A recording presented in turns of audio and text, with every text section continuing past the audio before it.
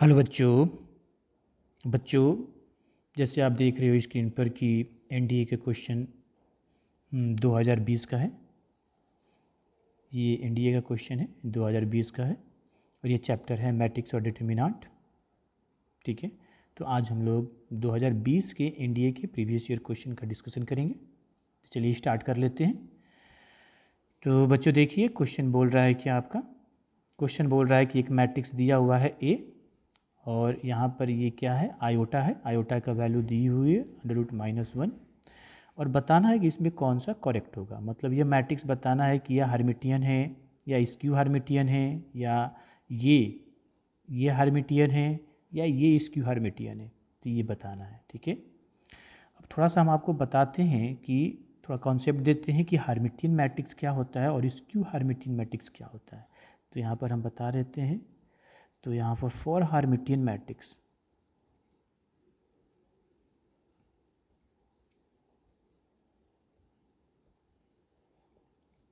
Hermitian matrix का condition क्या होता है कि ए थीटा हमारा किसके बराबर हो, ए के बराबर हो।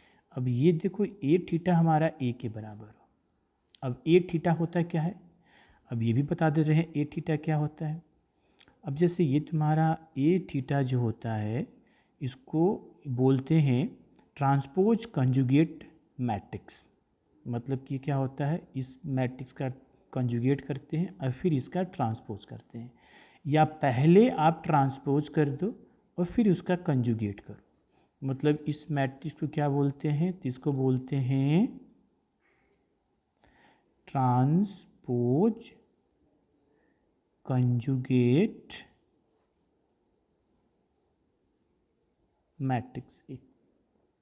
ठीक है, तो ये चीज़ें हैं। अच्छा, अब अगर स्क्यू हर्मिटियन हो तो अगर हमें फॉर स्क्यू हर्मिटियन के लिए क्या कंडीशन है, तो फॉर स्क्यू हर्मिटियन अगर के लिए क्या कंडीशन है, मैट्रिक्स के लिए क्या कंडीशन है, तो क्या हो जाएगा ए थीटा इक्वल टू -a। ठीक है, ए थीटा हमारा किसके बराबर हो, -a के बराबर। तो क्या हो जाएगा वो स्क्यू हर्मिटियन मैट्रिक्स। अगर ए थीटा ए के बराबर हो तो मैट्रिक्स ए हमारा क्या हो जाएगा, हर्मिटियन मैट्रिक्स। और ए थीटा -a के बराबर होगा तो उसको स्क्यू हर्मिटियन मैट्रिक्स बोलेंगे।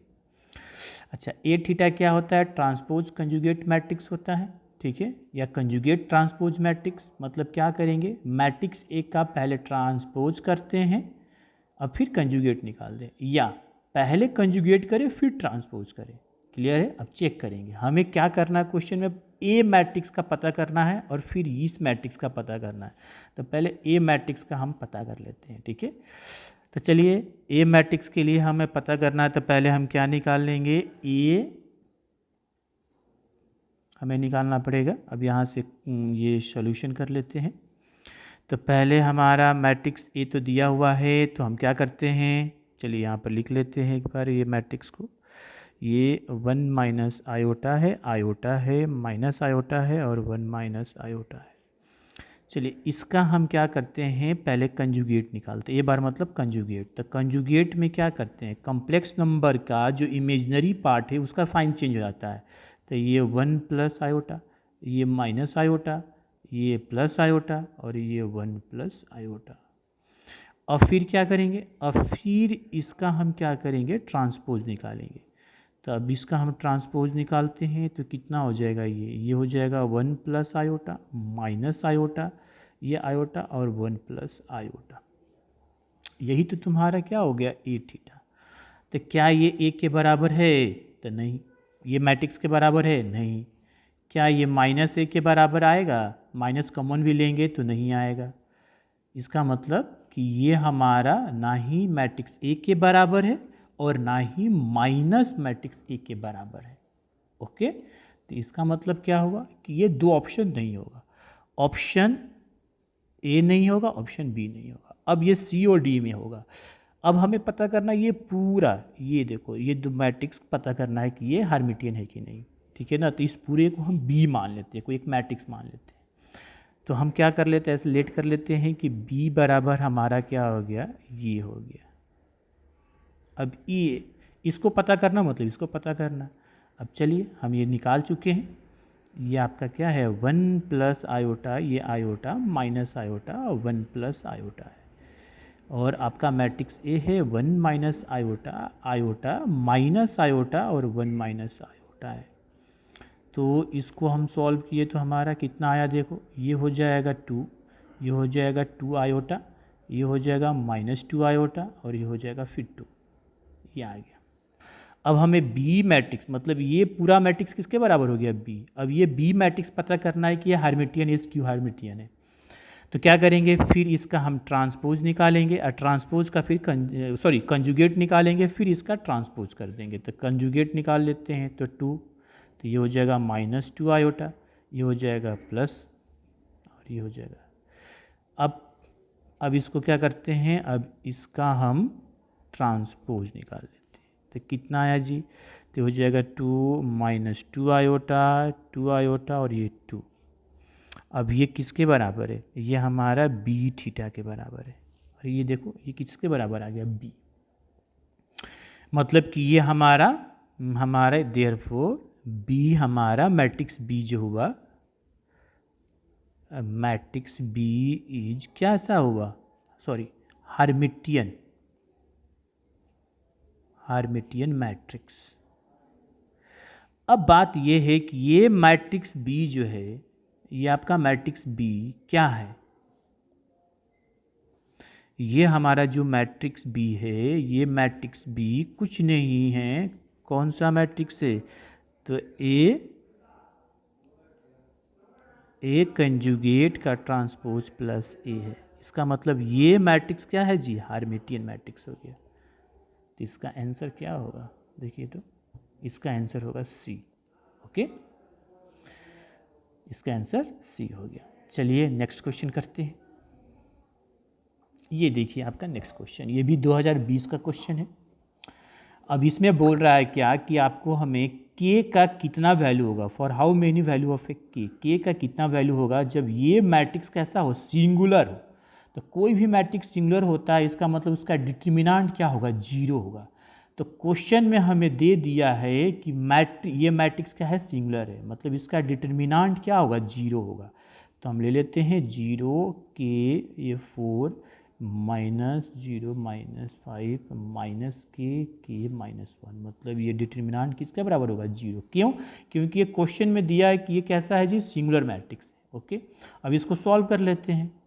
चलिए सॉल्व कर लीजिए, तो 0 आ जाएगा, ये हो जाएगा, ये तो पूरा 0 आ जाएगा, फिर -के और फिर ये हो जाएगा कितना, तो ये हो जाएगा प्लस के माइनस माइनस प्लस, फिर -5 के +4 और ये हो जाएगा -के और ये 0 और इक्वल टू 0 आया। तो सॉल्व करने पर ये कितना, ये देखो कितना हो जाएगा -4 के और ये हो जाएगा +4 के स्क्वायर, ये कितना हो जाएगा यहाँ पर के स्क्वायर होगा, तो ये होगा इक्वल टू 0। अब ये दोनों वैल्यू एक प्लस में एक माइनस में है, मतलब के का कोई भी वैल्यू रखो, के का कोई भी वैल्यू रखे कोई फ़र्क पड़ने वाला नहीं है। अब के, क्योंकि ये पूरा टर्म क्या हो गया, ये तो हमारा फिर 0 ही आ गया, तो के का तो वैल्यू निकला ही नहीं। कहने का मतलब ये हुआ, यहाँ पर हमें ये पता चल रहा कि देखो के का यहाँ पर कोई भी वैल्यू हम रखेंगे, कोई रियल वैल्यू रखेंगे, ठीक है ना, तो एक बार पॉजिटिव आ जाएगा और वही एक बार क्या आ जाएगा, निगेटिव आ जाएगा। तो इसका मतलब के का बहुत सारा वैल्यू हो सकता है, मेनी वैल्यू हो सकता है। तो इसका आंसर क्या होगा जी, ये इनफाइनाइट। इसका आंसर ऑप्शन डी होगा। ओके, तो चलिए अब नेक्स्ट क्वेश्चन कर लेते हैं। ये देखिए, ये क्वेश्चन है आपका। क्वेश्चन में क्या बोल रहा है, क्वेश्चन में बोल रहा है कि ये डिटर्मिनेंट है, इसकी वैल्यू निकालनी है और इसके एलिमेंट जो है वो कॉम्प्लेक्स फॉर्म में, मतलब आयोटा वाला है। तो थोड़ा सा आयोटा के बारे में हमें जानकारी होनी चाहिए। हम जानते हैं क्या कि आयोटा का वैल्यू √-1 होता है, आयोटा स्क्वायर -1 होता है। फिर ये पैटर्न चलता है, आयोटा क्यू का वैल्यू माइनस आयोटा होता है और आयोटा का पावर 4 इक्वल टू क्या होता है, 1 होता है। इसके अलावा आयोटा के पावर 4n + r को क्या लिख सकते हो, आयोटा r लिख सकते हैं। ओके, तो चलिए अब हम इस डिटर्मिनेंट की हम डायरेक्ट यहाँ पर इसकी वैल्यू, ये डिटर्मिनेंट निकालते हैं। आयोटा कितना हो गया, आयोटा ही आयोटा स्क्वायर कितना हो गया -1, आयोटा क्यू हो गया माइनस आयोटा, ये कितना हो जाएगा 1, आयोटा के पावर 6 कितना हो जाएगा, आयोटा के पावर 6 मतलब कि ये कितना हो जाएगा, ये -1, कैसे, आयोटा का पावर 4 + 2 मतलब आयोटा स्क्वायर तो -1, ठीक है। आयोटा का पावर 8 तो कितना हो गया, और एक चीज़ ये भी लिख लो, आयोटा के पावर 4n कितना होता है 1, 9, तो ये 4 दूनी के 8 + 1 मतलब हो जाएगा ये आयोटा, ये हो जाएगा 1 और ये हो जाएगा माइनस आयोटा। क्यों, आयोटा के पावर 15 को हम लिख सकते हैं आयोटा के पावर 4 + 3 मतलब यही 4 × 3 12 अब प्लस और ये 3, तो आयोटा का पावर 3 और ये हो गया माइनस आयोटा, ठीक है। ओके, चलिए अब इसको हम सॉल्व कर लेते हैं, कितना आ जाएगा, ये देखिए आयोटा, ये हो जाएगा प्लस आयोटा -1, ठीक है, फिर ये -1, ये हो गया आपका माइनस आयोटा और ये हो गया माइनस आयोटा, ये 1 और ये प्लस आयोटा, देखते हैं कितना आ गया, आयोटा का स्क्वायर माइनस आयोटा, ये प्लस -2 आयोटा माइनस आयोटा का स्क्वायर, ये और ये ऐसे कैंसिल हो गया, तो कितना आ गया -4 आयोटा। आपका आंसर कौन सा होगा, ये देखो ऑप्शन सी, नहीं ऑप्शन डी -4 आयोटा। ओके बच्चों, नेक्स्ट क्वेश्चन करते हैं। ये देखिए आपका नेक्स्ट क्वेश्चन है, इसमें क्या दिया हुआ है कि एक मैट्रिक्स दिया हुआ, ये आपका क्या दिया हुआ है, ये एक मैट्रिक्स दिया हुआ है, दूसरा एक बी मैट्रिक्स दिया है और एक सी मैट्रिक्स दिया है, और बोल रहा है कि ए बी जो है A B matrix equal to C के बराबर है। तो हमें क्या करना है, हमें value of determinant of matrix है, मैट्रिक्स ए का हमें डिटर्मिनेंट निकालना है। अब मैट्रिक्स ए तो x + y, y 2x और x - y, तो पहले x और y की वैल्यू निकालना पड़ेगा, फिर इसका हम डिटर्मिनेंट निकालेंगे, वो कहाँ से निकालेंगे, यहाँ से इक्वालिटी ऑफ मैट्रिक्स करके। तो ठीक है, तो चलिए हम कर लेते हैं। तो क्या दिया हुआ है, यहाँ से सॉल्व करते हैं, ए बी इक्वल टू सी दिया हुआ है, तो यहाँ पर देखिए x प्लस ये y है, ये y है और ये 2x है और x - y है, थोड़ा सा कैलकुलेटिंग है, और यहाँ पर हो जाए 2 - 1 और ये आपका कितना है 3 और 2 दिया है, प्रोडक्ट करते हैं और इक्वेट कर देंगे। तो रो को कॉलम से करते हैं, ये तो मालूम है कि हम क्या करेंगे, ये इसका रो और इसके कॉलम से, ठीक है। तो ये कितना हो जाएगा, अब देखो एक चीज़ और ध्यान दो, ये मैट्रिक्स 2/2 का है और ये मैट्रिक्स 2/1 का है, तो इसका कॉलम इसके रो के बराबर है, तो ये जो मैट्रिक्स बनेगा ये कितना का बनेगा, 2/1 का ही बनेगा, क्या बनेगा 2/1 का बनेगा। ओके, तो ये कितना हो जाएगा, ये 2x + 2y - y और ये हो जाएगा 2x - x अब प्लस y। अब इसको सॉल्व करो तो ये हो जाएगा, ये 2y - y कितना हो जाएगा, ये y और ये कितना हो जाएगा 2x - x कितना हो जाएगा, तो x, तो ये आपका हो गया, ये हटा देते और ये हुआ 3 और 2। अब ये दो मैट्रिक्स इक्वल है, दोनों का ऑर्डर सेम है, इसका मतलब क्या हो गया, इसका मतलब ये हो गया कि 2x + y = 3 हो गया और x + y = 2 हो गया, ये इक्वेशन 1 हो गया, ये 2। अब इसको सॉल्व कर देंगे, डायरेक्ट भी कर सकते हो, कैसे भी कर सकते हो।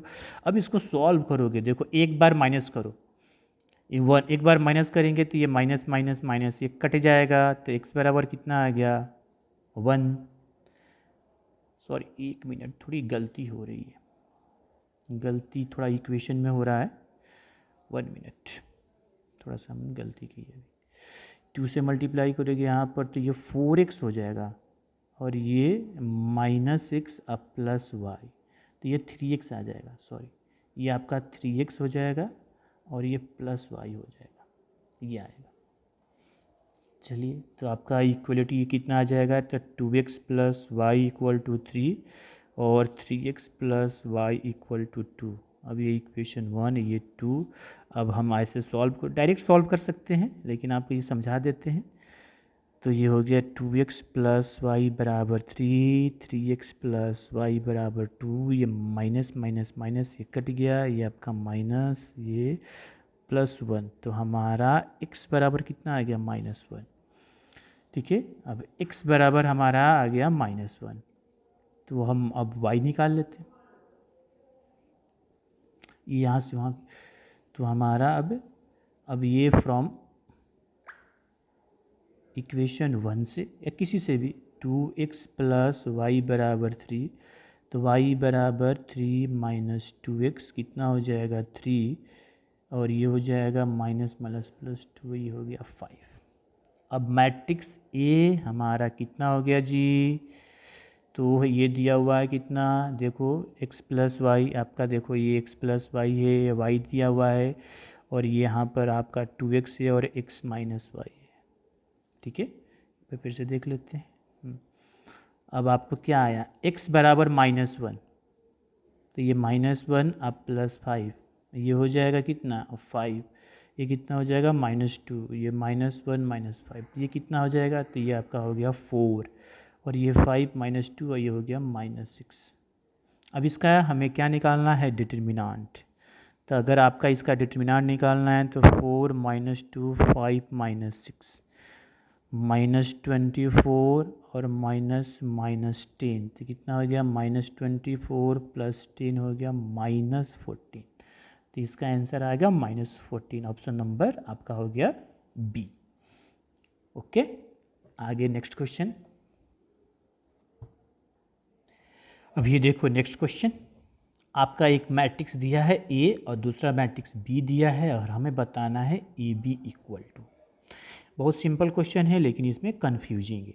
अब जैसे देख लो, हमें निकालना है ए और बी, तो डायरेक्ट हो जाएगा, आपको समझा रहे हैं। यहाँ पर ये ए एच, यहाँ पर जी है, एच बी, और ये एफ है, जी एफ और सी है।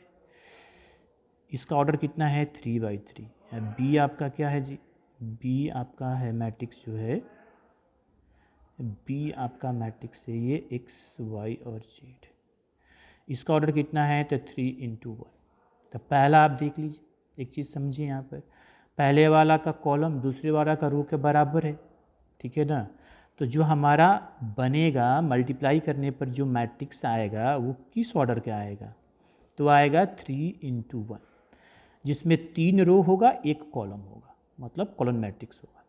ठीक है, अब सिंपल सी बात है कि हम इस रो को इस पूरे कॉलम से मल्टीप्लाई करते हैं, आगे फिर कॉलम है नहीं तो बस एक ही कॉलम रहेगा। तो आपका कितना हो जाएगा, ये आपका हो जाएगा ax plus H Y plus G G Z, फिर ये कितना हो जाएगा hx plus B Y plus F Z, और ये हो जाएगा gx plus F Y plus C Z. ये कौन सा है, ऑप्शन में देखिए तो ये ऑप्शन नंबर सी है। ओके, नेक्स्ट चलिए, नेक्स्ट भी सिंपल क्वेश्चन है। देखिए, एक मैट्रिक्स दिया है जिसका ऑर्डर कितना है 3/5, और बी मैट्रिक्स है जिसका ऑर्डर है 5/3। अब तो then order of A B और बी ए, ए बी और बी ए का ऑर्डर बताना है। ठीक है ना, जैसे ए मैट्रिक्स है तो ए का ऑर्डर कितना है 3×5, और बी का मैट्रिक्स मल्टीप्लाई कर रहे हैं तो बी का कितना है जी, तो 5×3। तो देखो इसके रो इसके कॉलम से, सॉरी इसके कॉलम इसके रो के बराबर है, तो मल्टीप्लाई पॉसिबल है। तो ए बी का जो हमारा ऑर्डर होगा वो क्या आ जाएगा 3×3 का। अब बात करते हैं बी, पहले लिखते हैं तो 5×3, और फिर ए बाद में लिखते हैं तो 3×5। फिर यहाँ पर देखिए, इसका ये पहला का कॉलम दूसरी का रो के बराबर है, तो हमारा जो बी ए मैट्रिक्स आएगा वो 5×5 का आएगा। तो देखो ऑप्शन कौन सा है, सी। ओके, सिंपल क्वेश्चन है। आ जाइए क्वेश्चन, नेक्स्ट क्वेश्चन में। अब ये क्या बोल रहा है कि हमारा जो यहाँ पर मैट्रिक्स दिया हुआ है, मतलब ये मैट्रिक्स जो है ये नॉन सिंगुलर मैट्रिक्स है, ऑर्डर कितना है 3 है। नॉन सिंगुलर मैट्रिक्स है मतलब मैट्रिक्स ए नॉन सिंगुलर है, मतलब इसका डिटर्मिनेंट 0 है, ऑर्डर क्या है 3 है, मतलब 3 कॉलम 3 रो है। अब बताना है कौन स्टेटमेंट सही है, ये तो ऐसे ही सही है क्योंकि ए इंटू एडजॉइंट ए और एडजॉइंट ए इंटू ए कितना होता है, डिटर्मिनांट ए और I3 मतलब ऑर्डर 3 है इसलिए।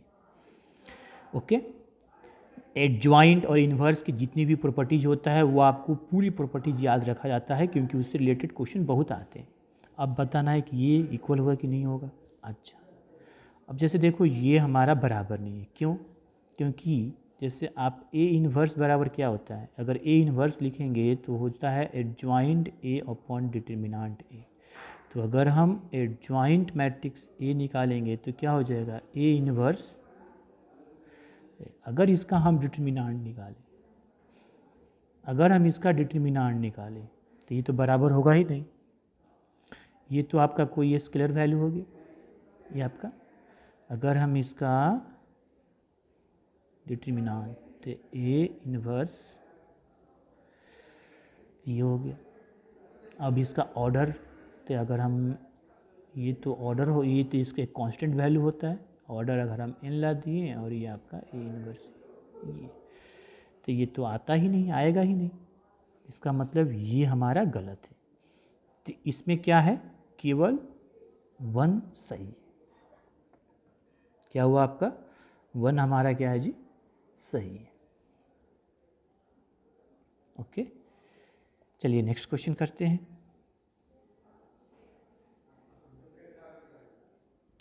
अब देखिए ये आपका नेक्स्ट क्वेश्चन, ये क्वेश्चन में क्या बोल रहा है कि यहाँ पर बोल रहा है कि PQR ये 3 डिस्टिंक्ट पॉजिटिव रियल नंबर है। ये मतलब कि रियल नंबर है लेकिन पॉजिटिव है। तो अब ये जो डिटर्मिनांट है हमारा, इसकी वैल्यू बताना है कि क्या होगा, कि 0 से छोटा होगा, 0 से छोटा या बराबर होगा, 0 से बड़ा होगा, या 0 से बड़ा या बराबर होगा। मतलब 0 होगा और पॉजिटिव निगेटिव होगा। 0 से छोटा मतलब निगेटिव, 0 से बड़ा मतलब पॉजिटिव। ठीक है, तो चलिए हम निकाल लेते हैं। यहाँ पर हम इसको सॉल्व करेंगे। ठीक है, इस तरह का सॉल्यूशन आपको किया गया है बहुत बार। ABC में दिया हुआ है, दिखा यहाँ पर PQR में दिया हुआ है। तो आप कैसे भी सॉल्व कर सकते हो, आप इसको आप कैसे भी सॉल्व कर सकते हो। प्रॉपर्टीज़ का यूज करके भी सॉल्व कर सकते हो, डायरेक्ट भी सॉल्व कर सकते हो। तो चलो हम एक बार प्रॉपर्टीज़ का डायरेक्ट सॉल्व करके देखते हैं क्या आ रहा है। डायरेक्ट भी कर सकते हैं। ये P हो गया, ये हो जाएगा RP या माइनस P², ये माइनस Q हो गया, ये तो ये हो जाएगा Q² और माइनस PR, और फिर ये R हो गया, ये हो जाएगा PQ और माइनस R²। तो ये कितना आ जाएगा, तो PQR ये Q और ये पावर 3, और फिर हो जाएगा प्लस PQR, ये हो जाएगा PQR ये RQ, तो माइनस PQ माइनस Q ये, अब प्लस PQR 3 बार है तो ये 3 टाइम्स होगा। ठीक है, अब ये देखो ये माइनस कॉमन ले लिए, 3PQR। अब देखो PQR कोई रियल वैल्यू नहीं है, पॉजिटिव वैल्यू है। यहाँ पर ध्यान से देखिए, ये PQR क्या है जी, डिस्टिंक्ट पॉजिटिव रियल नंबर है, पॉजिटिव है। पॉजिटिव होने के कारण, ये देखो पॉजिटिव होने के कारण ये वैल्यू तो हमारा पॉजिटिव होगा और लार्ज होगा, और उसमें से ये वैल्यू माइनस करेंगे, मतलब कि तीनों वैल्यू पॉजिटिव होने के कारण ये क्या है, ये हमारा मिलेगा पॉजिटिव। तो ओवरऑल क्या हो गया, तो ओवरऑल हमारा क्या आ जाएगा, ओवरऑल हमारा जो है ये केवल पॉजिटिव मिला, क्या बोलते हैं, ये अंदर वाला हमारा क्या आ जाएगा, पॉजिटिव। अब बोलोगे कि सर पावर तो 3 है तो नेगेटिव भी हो सकता है, इसलिए नहीं आएगा क्योंकि यहाँ पर क्वेश्चन में लिख रहा है कि ये तीनों अलग अलग पॉजिटिव रियल नंबर है। ठीक है, अब बोलोगे सर ये माइनस में है तो ये वैल्यू इससे क्या होगा, बड़ा होगा क्योंकि क्यू में है। तो ये तो वैल्यू हमारा, ये अंदर वाला वैल्यू कैसा हो गया, पॉजिटिव, और यहाँ पर नेगेटिव है। इसका मतलब कि हमारा ये D जो होगा, मतलब ये पूरा वैल्यू क्या हो जाएगा, ये लेस देन 0 होगा। क्या हो जाएगा, लेस देन 0 हो जाएगा। तो देयरफॉर हमारा D आया लेस देन 0, मतलब डिटरमिनेंट का वैल्यू 0 से छोटा होगा। तो कौन सा ऑप्शन, ए। ओके, चलिए नेक्स्ट क्वेश्चन करते हैं। नेक्स्ट क्वेश्चन, अब ये देखिए, ये 2021 का सेकेंड टर्म जब हुआ था उसका क्वेश्चन है। आपका 2020 का क्वेश्चन फर्स्ट टर्म वाला ख़त्म हो गया, कम ही आया था। तो अब इसमें क्या है कि यहाँ पर एक दिया हुआ ये डेल का वैल्यू दिया हुआ है, ये डिटर्मिनेंट है, मतलब डेल इस बराबर है, हमें इसकी वैल्यू निकालनी है। ऑप्शन देखो, इसी टर्म में निकालना है, मतलब इस डेल के टर्म में, मतलब इसको हमें किसके टर्म में करना पड़ेगा, इसके टर्म में करना पड़ेगा, ठीक है ना। चलिए तो क्या करेंगे, अब चलो, अब इसको हम प्रॉपर्टीज़ का यूज़ कर रहे हैं यहीं पर। अब हम यहाँ पर प्रॉपर्टीज़ का यूज़ करके इसको सॉल्व करेंगे। तो देखो कैसे करें, हमें A B C D E F G H I निकालना है, हमें करना है, ठीक है ना। अच्छा, तो ये प्लस वाला को हटाना पड़ेगा। तो देखो एक चीज़ कि ये कॉलम 3 में 6 मल्टीप्लाई है, तो कॉलम 3 से हम 6 कॉमन ले लेते हैं। तो 6 कॉमन ले लिए, तो क्या बचा 3D प्लस 5G और ये 4A प्लस 7G और ये हो गया G, और ये हुआ 3 प्लस 5H और 4B प्लस 7H और यह या 3A प्लस 5I और ये हुआ 4C प्लस 7I और ये हुआ H और यहाँ पर I। ये तो आ गया। अब क्या किया जाए, अब आ गया तो क्या करें, अब G में 5 से मल्टीप्लाई कर देते हैं। अब इसमें क्या करें, 5 से मल्टीप्लाई करके इससे माइनस कर देते हैं, ये ख़त्म हो जाएगा। और इसमें 7 से मल्टीप्लाई करके इससे माइनस कर देते हैं तो भी ख़त्म हो जाएगा। मतलब हमने क्या किया कि C1 को क्या कर दिया कि C1 minus 5C3 and C2 को हम प्रॉपर्टी लगा दिया C2 माइनस 7C3। तो हम अब डायरेक्ट लिख लेते हैं, डायरेक्ट कर लेते हैं। आप इसमें मल्टीप्लाई करोगे तो ये 5 5 5 होगा, माइनस करेंगे तो ये ख़त्म हो जाएगा। तो यहाँ पर 3D बचा, यहाँ पर 3 बचा, यहाँ पर 3F बचा, यहाँ पर 4A बचा, यहाँ पर 4B और यहाँ पर 4C और यहाँ पर G H और I हुआ। ओके, ठीक है। अब देखो, अब इसमें हम कॉमन ले लेते हैं। क्या इसमें कॉलम 1 में 3 कॉमन हो जाएगा और कॉलम 2 में 4 कॉमन हो जाएगा, तो ले लेते हैं। तो कॉमन लिए थे 6, ये 4 और ये कितना आ जाएगा, हाँ ये 3 और ये हो गया 4। थोड़ा सा इसको इधर एक्सपेंड इधर कर। तो हमारा अब कितना आ जाएगा देखिए, तो ये अब हो जाएगा देखो DEF ABC और GHI। अब ये कितना हो गया, अब ये देखो ये हो गया 12 × 72 और ये हो गया DAGEBH और FCI। अभी भी नहीं आया, अभी हमें क्या आना चाहिए, यहाँ पर हमारा होना चाहिए क्या A, ठीक है। तो हम करते हैं इसको इंटरचेंज। अब हम इंटरचेंज कर देते हैं यहाँ पर इसको, यहाँ पर ये कॉलम 1 को और कॉलम 2 को हमने इंटरचेंज कर देते हैं। तो जब इंटरचेंज करते हैं तो प्रॉपर्टीज़ क्या होता है, माइनस साइन लगता है। क्या होता है जी, ये इसको हम यहाँ पर लिख, क्या होता है माइनस साइन। तो ये हो जाएगा हमारा ABC DEF और GHI हो गया। हमने क्या किया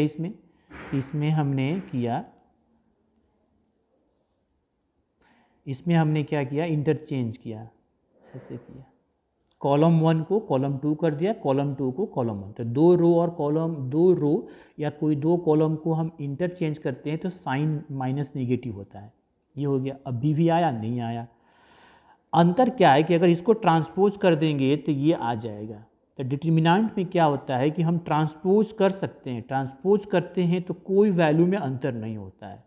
तो हम रो को कॉलम और कॉलम में रो में इंटरचेंज कर सकते हैं, तो कर दे रहे हैं। ABC हो गया, ठीक है, और ये हो जाएगा DEH हो गया और ये हो जाएगा GH और ये I हो गया, ठीक है। तो ये आ गया, ये अब देखो ये अब आ गया डेल, ये देखो बन गया।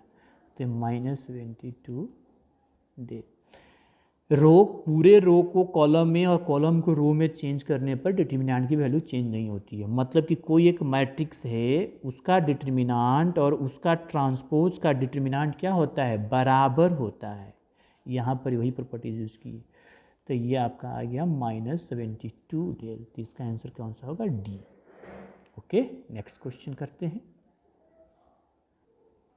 ये देखिए आपका क्वेश्चन, इस तरह का क्वेश्चन हम जेई मेंस में भी पूछा जाता है। तो एनडीए के जो क्वेश्चन होता है वो जेई मेंस में पूछ देता है, तो वो जेई मेंस के लिए सिंपल क्वेश्चन होगी। ठीक है, चलिए, तो क्या है, एक मैट्रिक्स दिया हुआ है ये, और ये स्मॉल ए जो है नेचुरल नंबर को बिलोंग कर रहा है, और हमें इसकी वैल्यू बतानी है। अब ये मैट्रिक्स है तो मैट्रिक्स के फॉर्म में आएगा, दो मैट्रिक्स को प्लस करो, मल्टीप्लाई करो, डिवाइड करो, कितना पावर करो, उसका रिजल्ट मैट्रिक्स से आएगा। तो ये डिटर्मिनेंट नहीं है, मैट्रिक्स से ये सभी मैट्रिक्स को प्लस माइनस किया गया है तो आपका मैट्रिक्स ही आएगा। ठीक है ना, तो इसमें कौन सा होगा? आई हमारा आइडेंटिटी मैट्रिक्स है। तो चलिए करते क्या है, तो इस तरह के क्वेश्चन को हम चेक कर लेते हैं पहले कि ये इसका पावर किस पैटर्न पर चल रहा है। तो जैसे हम ए स्क्वायर निकाल लेते हैं पहले, तो कितना आएगा? 1a01, सॉरी इसको हम दो बार मल्टीप्लाई कर सकते हैं ना ऐसे, तो 1a01, और ये 9 नहीं है, ए है, ये 1a01। अब इसको मल्टीप्लाई करोगे तो क्या आएगा? मल्टीप्लाई करोगे तो ये आपका हो जाएगा 1, और ये हो गया a, और ये हो गया 2a, और ये फिर हो जाएगा 0, और ये फिर हमारा 1 आया। स्क्वायर तो 2a, एक बार क्यू करके देख लेते हैं क्या आता है। तो ये हो जाएगा 1 2a01, और ये हो जाएगा 1a01। तो ये कितना आ गया? तो ये हो जाएगा, तो ये तो 1 ही आया। अच्छा, ये a और ये 3 हो गया, और ये आपका कितना हो गया? 0, और ये आपका कितना हो गया? 1। तो आप क्या देख रहे हैं? हम देख रहे हैं कि यहाँ पर देखो क्वेश्चन में पावर 1 था तो a, पावर 2 था तो यहाँ पर 2, पावर 3 है तो यहाँ पर 3, और सभी सेम है। तो सिमिलरली इसको हम ऐसे लिख सकते हैं, सिमिलरली अगर a के पावर इन पावर में हो तो ये कितना हो जाएगा? 1na01। अब निकाल लेते हैं, सिंपल सा क्वेश्चन हो गया है। 100 माइनस a के पावर 15 माइनस, और ये हो जाएगा 2a के पावर 25। तो कितना हो जाएगा यहाँ पर? ये 1 हो जाएगा, ये 100 a हो जाएगा, ये 01, ये माइनस ये कितना हो जाएगा? 1, ये 50a, ये 0 और ये 1, ये -2, अब ये हो जाएगा 1, और ये होगा 25a 01। अब इसको मल्टीप्लाई करेंगे, ये 2 को मल्टीप्लाई करेंगे तो ये हो जाएगा 2, ये हो जाएगा आपका 50, ये तो 0 ही रह जाएगा, और ये होगा 2, ये ख़त्म हो गया। चलिए अब इसको प्लस माइनस तीनों को कर लेते हैं माइनस। अब ये देखो ये क्या होगा? 1 -1 -2, तो कितना आ जाएगा? 1, ये तो कैंसिल हो जाएगा तो ये आ जाएगा -2। ये कितना हो जाएगा? 100a -50 और -50a, तो ये कितना हो जाएगा? 0, 0। ये तो आपका 0, ये हो गया 1 -1 -2, तो ये कट गया तो कितना आ गया फिर? -2। अब 2 कॉमन ले लिए तो -1 0, सॉरी -2 कॉमन ले लो, तो ये तो आइडेंटिटी मैट्रिक्स हो गया। तो ये हो गया -2, और ये हुआ आइडेंटिटी मैट्रिक्स या यूनिट मैट्रिक्स माइन। तो ऑप्शन नंबर ए इसका होगा। ओके, ये देखिए नेक्स्ट क्वेश्चन में बोल रहा है कि हमें k की वैल्यू निकालनी है, और ये एक तरह का इक्वेशन दिया हुआ है। ठीक है ना, यहाँ पर a b c 0 के बराबर नहीं है। ठीक है, अब ये पूरा 0 के बराबर दिया है, तो पहले इस डिटर्मिनेंट को सॉल्व करके और इसके साथ सिंप्लीफाई करके हम निकाल लेंगे। ठीक है, तो पहले हम इस डिटर्मिनेंट को सॉल्व कर लेते हैं। पहले क्या कर लेते हैं? इस डिटर्मिनेंट को सॉल्व कर लेते हैं। अब देखो इस डिटर्मिनेंट को क्या कर लेते हैं? सॉल्व कर लेते हैं यहाँ पर। तो ये डिटर्मिनेंट को सॉल्व कर लेते, देखो a माइनस बी और a minus B minus C है, minus A B minus A plus B minus C है, minus A minus B minus A minus B plus C. क्या करेंगे? प्रॉपर्टीज़ का यूज़ करते हैं। ये देखो कॉलम नहीं रो, ये R1 हुआ, ये R2 हुआ, दोनों को ऐड कर देते हैं। प्रॉपर्टीज़ का यूज़ करती हैं कि हमारा R1 क्या कर दे? R1 प्लस R2 कर देते हैं। क्या आ जाएगा? ये 0, ये भी 0, और ये कितना हो जाएगा, ये हो जाएगा -2c, ये minus A B minus A plus B minus C minus A minus B minus A minus B plus C. तो कितना हो गया आपका ये वैल्यू। तो हमारा ये अब एक्सपेंड कर देते हैं R1 के अलॉन्ग। तो ये 0 - 2c कितना होगा ए बी, और माइनस माइनस प्लस हो जाएगा ये ए बी। तो कितना हो जाएगा -4 ABC आया। मतलब इस डिटर्मिनेंट की वैल्यू केवल कितना आया, -4 ABC आया। ओके, मतलब इसकी वैल्यू आया। अब क्वेश्चन में ये इतना के बराबर दिया हुआ है, ठीक है। चलिए हम यहीं पर अब सॉल्व कर दे रहे हैं। यहाँ पर ये वैल्यू हमारा कितना आ गया, ये पूरा वैल्यू हमारा किसके बराबर आ गया। तो ये पूरा वैल्यू आ गया हमारा -4 ABC, ठीक है। तो ये हो गया -4 ABC, और ये माइनस के दिया है, -k ABC = 0। अब हम क्या करें, यहाँ से हम ABC माइनस कॉमन ले लें, तो 4 + k = 0, ठीक है। 4 + k = 0। अब एक चीज़ ध्यान देना यहाँ पर, अब इसके हिसाब से बोलोगे कि ABC भी तुम्हारा 0 हो जाएगा। तो ABC तुम्हारा 0 नहीं होगा, क्यों? क्योंकि ये तीनों में से कोई भी टर्म 0 नहीं है। अब ये तीनों तभी 0 होगा जब कोई तीनों में से कोई एक या तीनों 0 है, तो ये तो होगा ही नहीं। तो क्या होगा जी, तो 4 + k = 0। तो यहाँ से k = कितना हो गया, -4। इसका आंसर कितना हो गया, k = -4, ठीक है। एक बार कैलकुलेशन देख लीजिए, कहीं गलत नहीं है ना। ठीक है, चलिए अब नेक्स्ट करते हैं। ये देखो क्वेश्चन, इस तरह का क्वेश्चन जेईई मेंस में पूछा जाता है। ये बोल रहा है कि how many distinct matrices exist with all 4 entries taken from ये आपका दिया हुआ है, क्या दिया है, 1 और 2, ठीक है ना। तो ये 1 और 2 ये सेट दिया हुआ है। इस सेट के जो एलिमेंट है वही एलिमेंट जो है 4 एंट्रीज का काम कर रहा है। क्या कर रहा है, 4 एंट्रीज का। तो आपका एलिमेंट्स कितने हो गए मैट्रिक्स में, तो 1 हो गए और 2 हो गए। अब मैट्रिक्स कितने एलिमेंट है मैट्रिक्स के, तो 4, ठीक है। यहाँ पर टोटल एलिमेंट कितने हैं, टोटल एलिमेंट्स मैट्रिक्स का कितने हैं जी, 4 है। कितने हैं जी, 4 है। तो 4 है तो मैट्रिक्स का ऑर्डर क्या होगा, 2/2 का, 2/2 का ही बनेगा, तभी तो 4 एलिमेंट होगा, ठीक है ना। तो यहाँ पर हम मैंने ये बोल रहा है distinct matrices exist all 4 entries, ठीक है ना। ये चारों एंट्रीज हमें करना है। तो मतलब एलिमेंट तो यहाँ पर 1 और 2 है, लेकिन एंट्रीज हमें 4 करना है। तो मैट्रिक्स का एलिमेंट कितना होगा, 4। तो मान लो कि मैट्रिक्स जो बनेगा हमारा उसका एलिमेंट कितना होगा, 4, 1 2 3 और 4। ये इसके लिए है, ये मैट्रिक्स का एलिमेंट नहीं है, ये जो सेट बना है उसके लिए, ये उसके लिए एलिमेंट का काम कर रहा है। और मैट्रिक्स का एलिमेंट ऑल 4 एंट्रीज, चारों एंट्रीज करना है, मतलब ये 2/2 का बन गया। ओके, अब यहाँ पर बोल रहा है क्या कि ये 1 और 2 ही रखना है। तो 1 यहाँ भी हो सकता है, यहाँ भी हो सकता है, यहाँ भी हो सकता है, यहाँ मतलब यहाँ पर रिपीटेशन अलाउड है, ठीक है। तो जब रिपीटेशन अलाउड है तो सिंपल सी बात है, ये 4 जगह में कितने अलग अलग तरीके से हम नंबर रख सकते हैं। देखो यहाँ पर कितने अलग तरीके से रख सकते हैं, तो 2 वेज, यहाँ भी कितने तरीके से, तो 2 वेज से, यहाँ भी 2 वेज और यहाँ भी 2 वेज।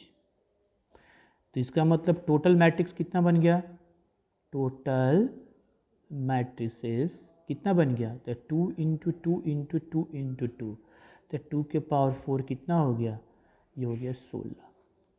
समझ में आया।